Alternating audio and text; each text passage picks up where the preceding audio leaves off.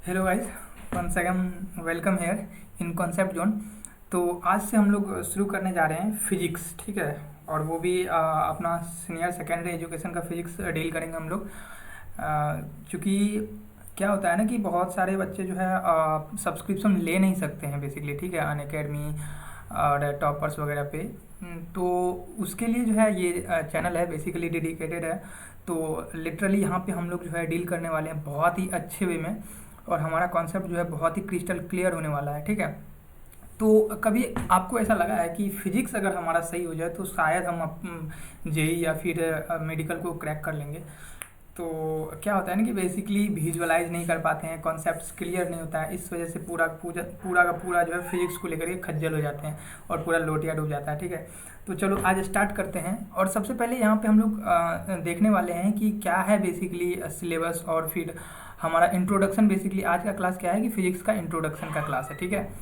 तो सबसे पहले जो है हम लोग एक फंडा देखेंगे कि हम बेसिकली कैसे डील करेंगे चीज़ों को, और हमारा क्या जो है फ्रूटफुल रिजल्ट होने वाला है, और किस वे से हमको बेसिकली प्रिपरेशन करना चाहिए। क्योंकि आई एम राजकुमार राजू, ठीक है, और मैंने भी 2016 में अपना जेई क्वालिफाई करा था, जेई क्रैक किया था, और अभी मैं 2020 में गेट क्वालिफाई किया हूँ।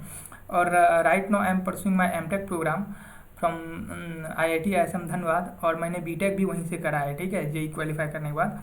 तो चलो पहले देखते हैं फंडा क्या होना चाहिए हमारा, ठीक है। बेसिकली क्या है ना कि जो भी फंडा है हमारा वो होगा, आपको पढ़ाई का क्या फंडा है वो हम लोग डील करेंगे। तो कोई भी subject, not only for physics, ये किसी भी सब्जेक्ट के लिए अप्लाई होता है, बट स्पेशली फिजिक्स हम लोग डील करने वाले हैं। तो इसमें समझेंगे कि क्या होता है कि 75% के आसपास जो है इसमें कॉन्सेप्ट्स होते हैं, और इसमें जो है 25% जो है उसी कॉन्सेप्ट से रिलेटेड रिजल्ट होता है। क्या होता है? इसी कॉन्सेप्ट से रिलेटेड रिजल्ट होता है, या फिर यूं कह दो फॉर्मूला होता है। तो जब तक हम ये 75% कॉन्सेप्ट्स बहुत अच्छे से नहीं जान पा रहे होंगे तो हमारा जो है फॉर्मूला बस रट्टा मारना पड़ेगा, ठीक है। तो इसको लेकर के हम क्या करेंगे कि हम अपना सारा एफर्ट्स यहाँ लगाएंगे, 100% एफर्ट जो है हम अपना लगाएंगे कॉन्सेप्ट्स को सीखने में। और अगर एक बारी हमारा कॉन्सेप्ट्स क्लियर हो जाता है तो उस कॉन्सेप्ट्स के जो रिजल्ट्स होंगे उसे भी याद करना इजी हो जाएगा, और उसे याद रहना ही चाहिए। तभी जाकर के क्या होता है कि चलो मैं तो अपना 100% एफर्ट डाल दूंगा, ठीक है, और उस एफर्ट को जो है अगर आप लोग उसका रिजल्ट को याद नहीं करोगे, या फिर उसे हाउ टू अप्लाई कैसे करना, ये सब चीज़ें आप लोग नहीं करोगे, तो फाइनली हमारा फ्रूटफुल रिजल्ट नहीं मिलने वाला है। तो हमारा फ्रूटफुल रिजल्ट तभी मिलेगा जब हम ये बोथ को जो है डील कर रहे होंगे, ठीक है। कॉन्सेप्ट्स बहुत अच्छे से क्लियर होने चाहिए, और उससे रिलेटेड जो भी रिजल्ट्स हैं उसे भी हमें याद रखना और हमें जानना है कि कैसे उसको अप्लाई करते हैं। बेसिकली क्या होता है कि फिजिक्स में यही जो है बहुत बच्चा लैग कर जाता है, वो ये है कि हम कंसेप्ट समझने में थोड़ा सा पीछे रह जाते हैं, और डायरेक्टली क्या चले जाते हैं, जंप कर जाते हैं फॉर्मूला पे, और फॉर्मूला बस रट्टा मार लिए। तो क्या होता है ना कि 3 टाइप्स के क्वेश्चंस होते हैं। तो हम लोग देख लेते हैं कौन कौन सा टाइप का क्वेश्चन होता है। एक तो हमारा मेन का एग्जाम होता है, मेंस का एग्जाम होता है, जिसमें कि हम जानते हैं कि 2 टाइप का ही क्वेश्चन पूछा जाता है। पहला कि कॉन्सेप्ट से रिलेटेड, और दूसरा कि फॉर्मूला। पर जो एडवांस होता है ना, जो एडवांस एग्जाम होता है वो बहुत ही शातिर होता है, और लिटरली मैं बता रहा हूँ, मैंने फेस करा है, तो मैं बता सकता हूँ आपको कि ये जो है इसमें कॉन्सेप्ट्स भी वाले क्वेश्चंस होते हैं, फॉर्मूला वाले होते हैं। और थर्ड टाइप का क्वेश्चन होता है कॉन्सेप्ट्स प्लस फॉर्मूला। तो आप लोग देखते होंगे कि बहुत सारे ग्राफिकल्स क्वेश्चन होते हैं, वो बेसिकली कॉन्सेप्ट्स पे बेस्ड होते हैं, और बहुत सारे न्यूमेरिकल्स प्रॉब्लम होते हैं मेंस में, जो कि सीधा सीधा फॉर्मूला पे आप पुट करो डाटा और आपको आंसर्स आ जाएंगे, ठीक है। पर यहाँ एडवांस में क्या होता है कि कॉन्सेप्ट्स भी होते हैं, फॉर्मूला भी होता है, और एक ऐसा प्रॉब्लम होता है जिसमें कि ग्राफिकल प्रॉब्लम है, और उसमें आपको कॉन्सेप्ट्स लगाने पड़ेंगे, और उस प्रॉब्लम को डील करने के लिए उस कॉन्सेप्ट से रिलेटेड आपको फॉर्मूला याद रहने चाहिए, और तभी जाकर के इस टाइप का क्वेश्चन बनेगा, ठीक है। और यही क्वेश्चंस एक्चुअली क्या करता है कि हमारा डिसाइडिंग फैक्टर होता है। अगर इसमें से आप मान के चलो 10 में से 4-5 क्वेश्चंस भी 4 भी क्वेश्चंस कर लिए तो आप बहुत आगे निकल जाओगे। तो चलो ये तो हो गया हमारा कि क्या फंडा होने वाला है, ठीक है। चलो अब देखते हैं कि बेसिकली हमारा फिजिक्स है क्या। तो हम लोग पढ़ने जा रहे हैं फिजिक्स। अब हम लोग सबसे पहले इसका इंट्रोडक्शन देख लेते हैं। क्या है इंट्रोडक्शन? इंट्रोडक्शन जानने से पहले हम एक स्टोरी सुनते हैं, बेसिकली आप लोग सब सुने होंगे स्टोरी, और ये स्टोरी हम लोग बचपन से ही सुनते आ रहे हैं कि एक साइंटिस्ट था सर आइजैक न्यूटन नाम का, ठीक है। उसके सर पे एप्पल गिरा और फिर अचानक से बहुत सारा मैकेनिक्स का पार्ट उन्होंने दे दिया, ये वो ब्ला ब्ला, ठीक है। आप लोग शायद जानते होंगे ये वाला स्टोरी। तो हम अभी क्या करने वाले हैं, हम बेसिकली देखने वाले हैं कि उस स्टोरी से हम फिजिक्स को कैसे रिलेट कर पा रहे हैं और हम फिजिक्स को कैसे डील कर रहे होंगे उस स्टोरी से, ठीक है।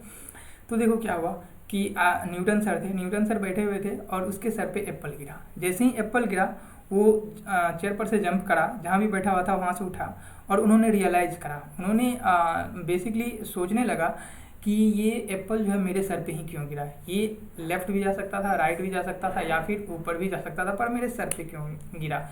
तो उसे लगा कि सिर्फ एप्पल ही गिर सकता है या कुछ और ऑब्जेक्ट भी गिर सकते हैं। तो उन्होंने बहुत सारे ऑब्जेक्ट्स को, लाइक जो भी आसपास था उसे लेकर के छोड़ा, सारा नीचे ही गिर रहा था।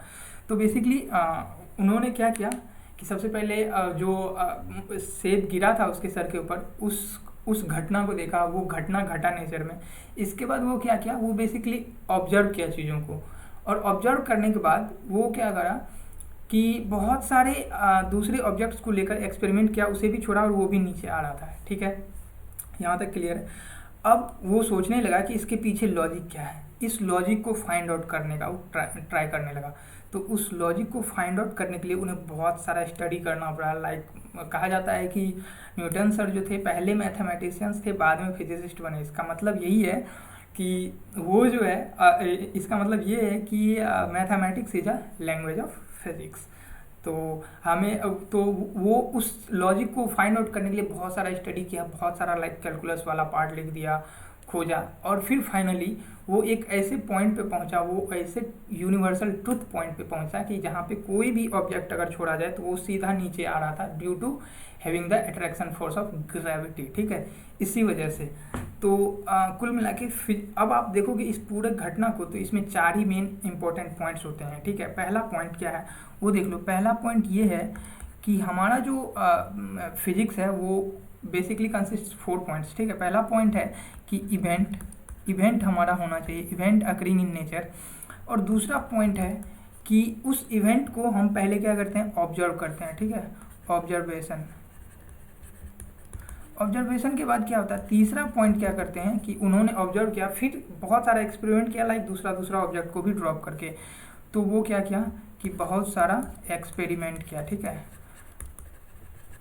एक्सपेरिमेंट। और उस एक्सपेरिमेंट के पीछे का लॉजिक को समझने के लिए वो क्या किया, स्टडी भी किया, बहुत सारा लाइक कैलकुलस वगैरह पढ़ा, एंड देन फाइनली उन्होंने एक रूल खोजा, ठीक है। और बेसिकली आप कह सकते हो कि एक यूनिवर्सल लॉ पे पहुंच चुका था, जहाँ पर कि वो ग्रेविटी का लॉ को ढूंढ निकाला था। तो कुल मिला के ये रूल या फिर लॉज है।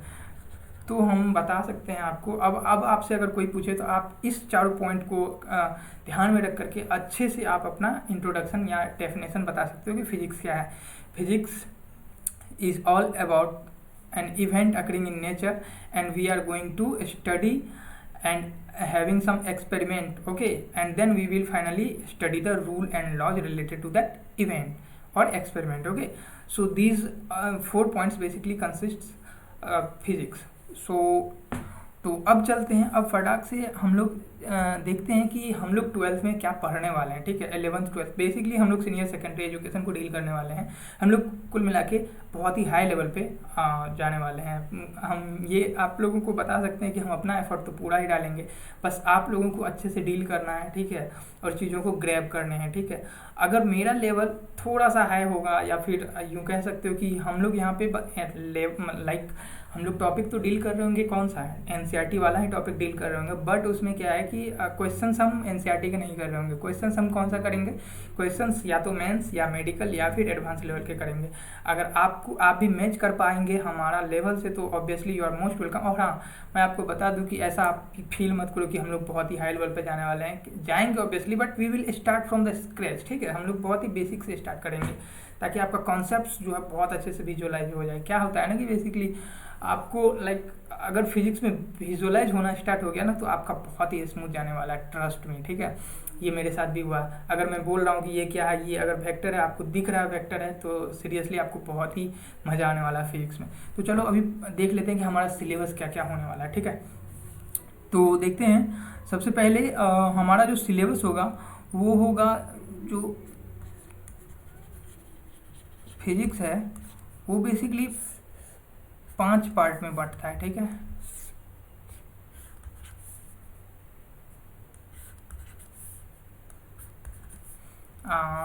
ये देखो, और हाँ आगे आप लोगों के लिए बहुत सारा कुछ है हमारे पास, ठीक है, जो कि हम लोग अपलोड कर रहे होंगे। Basically we will having a complete package for physics for you guys only. So क्या करो, सब्सक्राइब कर लो, ताकि आगे आने वाले टाइम में आपको सारा का सारा वीडियो एक ही बार में आपको यहाँ इस चैनल पे मिल जाए, ठीक है। तो सबसे पहला पार्ट जो है फिजिक्स का, जो हम लोग जो बेसिकली होता है वो क्या है, वो है मैकेनिक्स का पार्ट, ठीक है। दूसरा जो पार्ट है वो है आपको इलेक्ट्रोडायनामिक्स।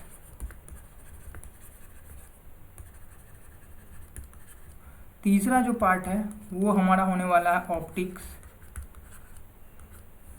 और जो चौथा पार्ट है वो हमारा होने वाला है thermodynamics. Sorry for hand writing.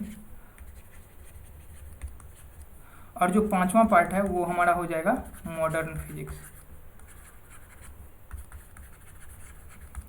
तो अब चलो समझते हैं। बेसिकली अभी हम क्या करने वाले हैं कि हम अपना पूरा सिलेबस को देखने वाले हैं और उसमें इंटरेस्ट डेवलप करने वाले हैं, ठीक है। एक बार आपका अगर इंटरेस्ट डेवलप हो गया ना, तो आपको सीरियसली बहुत ही मज़ा आएगा फिजिक्स पढ़ने में। तो चलो बारी बारी से हम लोग देख लेते हैं कि क्या है मैकेनिक्स, ठीक है, और इसमें क्या इंपॉर्टेंट पॉइंट्स हैं जो हमें जानना चाहिए ताकि हमारा इंटरेस्ट जो है वो डेवलप हो पाए, ठीक है। तो चलो देख लेते हैं। देखो मैकेनिक्स में जो पॉइंट्स याद रखने हैं वो क्या है कि मैकेनिक्स किस चीज़ के बारे में हो सकता है, कुछ आइडिया लगाओ। देखो अभी फैन है, फैन चल रहा है तो ये भी एक मशीन है। मोटर बाइक है, मशीन है। कार है, मशीन है। बहुत हम लोग जो है मशीन से घिरे हुए हैं, ठीक है। तो ये मशीन्स जितने भी हैं, जो भी रिलेटेड टू मशीन्स हैं, वो सारा चीज़ जो है मैकेनिक्स में हम लोग पढ़ रहेंगे। और आप लोग न्यूटन सर को जानते हैं, इनका जो लॉ है पूरा का पूरा मैकेनिक्स को एक्सप्लेन कर जाता है, ठीक है।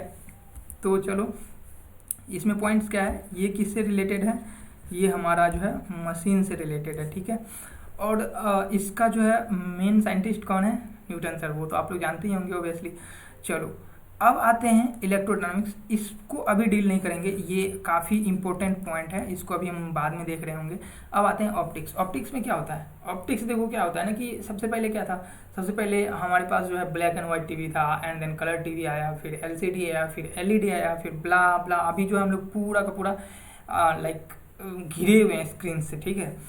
तो ऑप्टिक्स क्या है, ऑप्टिक्स जो है सिर्फ और सिर्फ ये जो भी लाइट होता है ना, लाइट किसी भी ग्लास पे पड़ता है तो उस लाइट का क्या क्या इफेक्ट होता है, क्या क्या कलर रिजोल्यूशन होता है, इन सारी चीज़ों को डील करते हैं हम लोग किसमें, ऑप्टिक्स में, ठीक है। तो इन्हीं चीज़ों के बारे में हम लोग ऑप्टिक्स में जानेंगे। तो इसका जो है इंपॉर्टेंट पॉइंट्स क्या होगा, इसका इंपॉर्टेंट पॉइंट्स होगा कि ये रिलेटेड टू क्या है, ये related to glass and light है, ठीक है। अब देखो, अब आते हैं थर्मोडायनेमिक्स वाला पार्ट। सपोज करो ये हमारा क्या है, सपोज करो ये हमारा जो है एक आयरन रड है और आयरन स्केल है।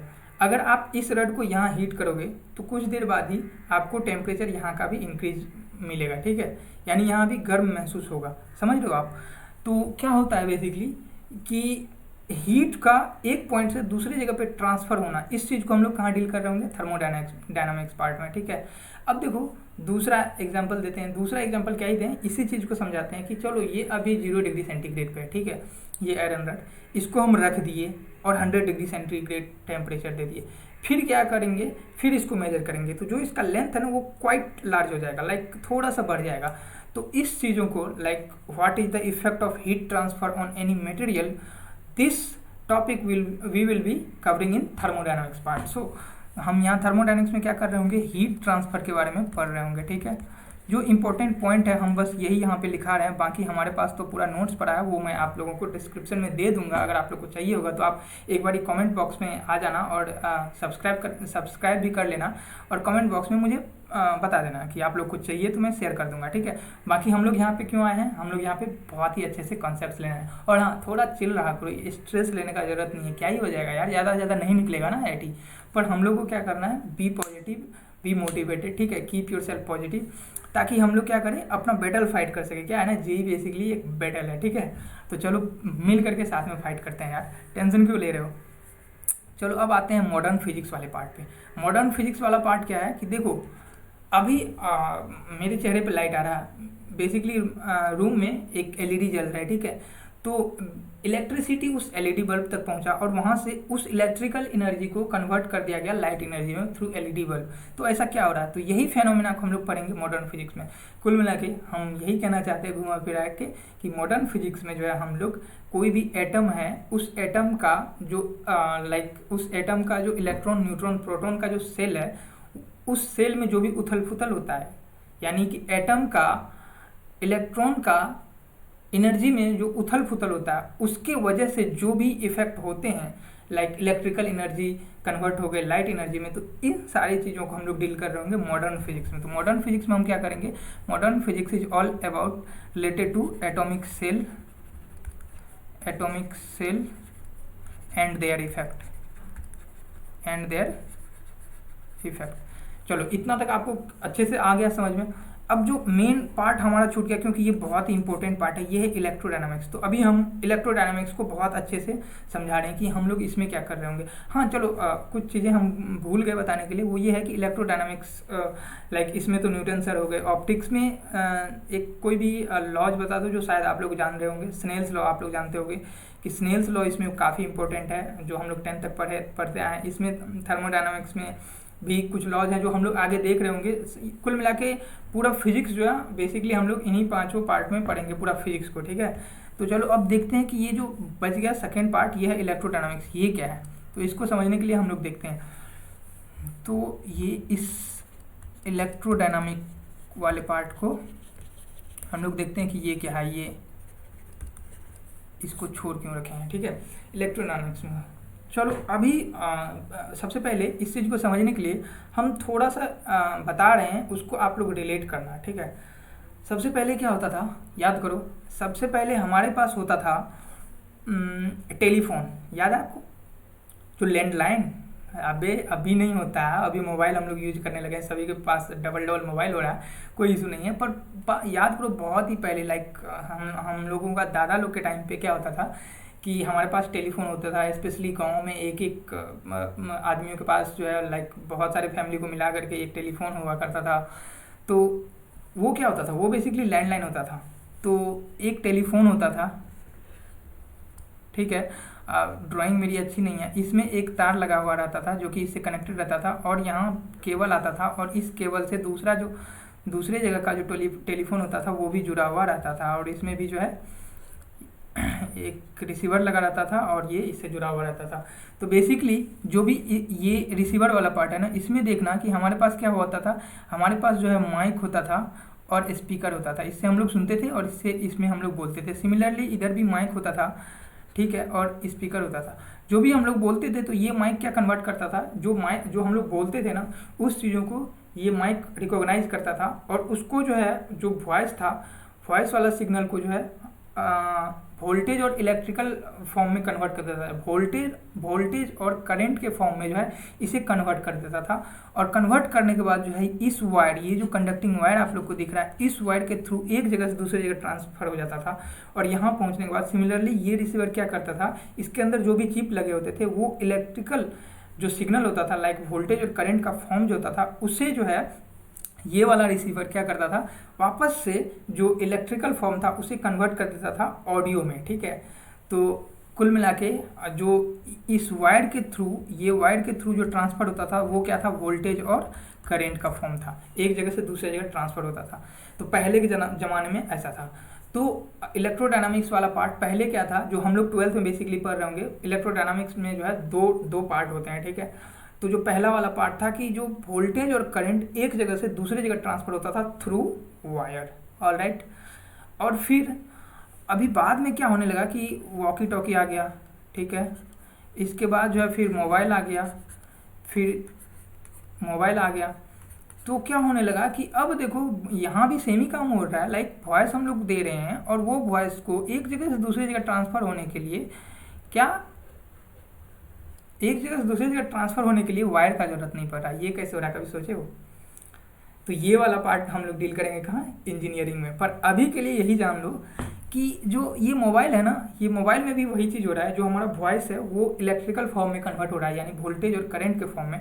पर वो वोल्टेज और करंट का फॉर्म एक जगह से दूसरी जगह ट्रांसफर हो रहा है वायरलेस, लाइक ये बिना वायर का ही जा रहा है। तो आप समझ पा रहे हो कि हमें वोल्टेज और करंट को एक जगह से दूसरी जगह ट्रांसफर करने के लिए सिर्फ वायर से हम नहीं कर सकते, हम वायरलेस भी कर सकते हैं। वो कैसे? तो उसके लिए हमें क्या चाहिए होगा, वेव चाहिए होगा। जो हमारा करंट है या वोल्टेज है उसको हम लोग वेव में कन्वर्ट कर देते हैं, और यही चीज़ क्या हो जाता है, ये हो जाता है इलेक्ट्रोमैग्नेटिक वेव। यानी वोल्टेज और करंट एक जगह से दूसरे जगह इलेक्ट्रोमैग्नेटिक वेव के थ्रू जा सकता है। तो ये पार्ट हम लोग पढ़ रहे होंगे कहाँ, ये पार्ट हम लोग पढ़ रहे होंगे इंजीनियरिंग में। पर हम 12th में हमको क्या पढ़ना है कि वोल्टेज और करंट जो ट्रांसफर होता है एक जगह से दूसरी जगह, वो वायर से कैसे होता है। तो चलो अब हम बताते हैं कि ये पहला वाला पार्ट में जो है ये वायर से कैसे एक जगह से दूसरी जगह जाता है, इसको एक्सप्लेन करा है बहुत सारे साइंटिस्ट, ठीक है। तो अब देखो कि बहुत सारे साइंटिस्ट मिल करके, साइंटिस्ट का एक गैंग था जिसका कि नाम था फोका। क्या नाम था, यहाँ आप देखो स्क्रीन पे आपको दिख रहा होगा, फोका, ठीक है। और ये गैंग क्या करा कि एक जगह से दूसरी जगह वायर के थ्रू वोल्टेज और करंट कैसे ट्रांसफर होगा, इसके बेसिस पे बहुत सारे लॉ दे दिया, सब अपना अपना लॉ दे दिया। जैसे एफ से क्या हो जाएगा, याद करो, एफ से फैराडे हो जाएगा, फैराडेज। ओ से ओरेस्टेड, सी से कूलम, ठीक है। और ए से आम्पेयर साहब को कैसे भूल सकते हैं हम लोग, ठीक है। तो ये सब लोग अपना अपना एक लॉ दिया और ये बताया कि देखो भैया, वोल्टेज और करंट जो है एक जगह से दूसरे जगह जाएगा, ट्रांसमिट करेगा, ट्रैवल करेगा थ्रू वायर, और उस चीज़ को हम लोग इस फॉर्मूले या इस लॉ से पढ़ेंगे, जो कि ये चारों साइंटिस्ट का गैंग मिल करके दिया अपना अपना एक, ठीक है। अब क्या करा कि इन चारों लॉ को जो है एक बड़ा साइंटिस्ट बैठा, वो देखा, समझा, बहुत अच्छे से चीज़ों को डील किया, और वो अपना लॉ दे दिया, कुछ लॉ दे दिया। और वो बोला कि अब देखो, आप लोग तो कह दिए कि वोल्टेज और करंट जो है एक जगह से दूसरे जगह सिर्फ वायर्स के थ्रू जाएगा, पर अगर आप अपने नियम को थोड़ा सा मॉडिफाई करो और मेरे तरीके से चलो, तो जो वोल्टेज और करंट का फॉर्म है ना, जो वोल्टेज और करंट का सिग्नल है, वो एक जगह से दूसरी जगह जाने के लिए सिर्फ वायर नहीं बल्कि हम लोग वायरलेस भी भेज सकते हैं, पर आपको उसके लिए मेरा लॉ से चलना पड़ेगा।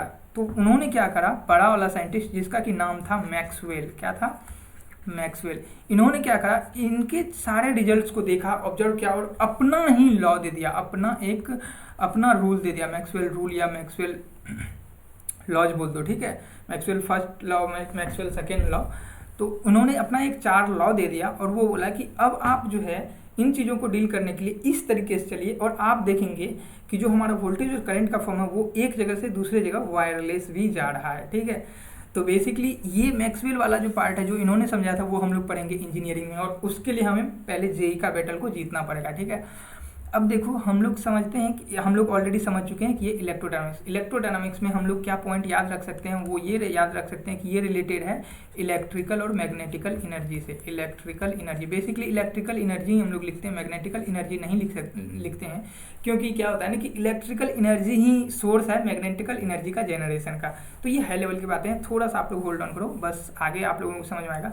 ये देखो, इलेक्ट्रोडायनामिक्स हम लोग डील कर रहे होंगे, जिसमें कि हम जानते हैं ये सिर्फ और सिर्फ रिलेटेड होता है इलेक्ट्रिकल एनर्जी से, ठीक है। और इसका जो मतलब मेन साइंटिस्ट है वो है फोका का गैंग, और ये मैक्सवेल साहब थे।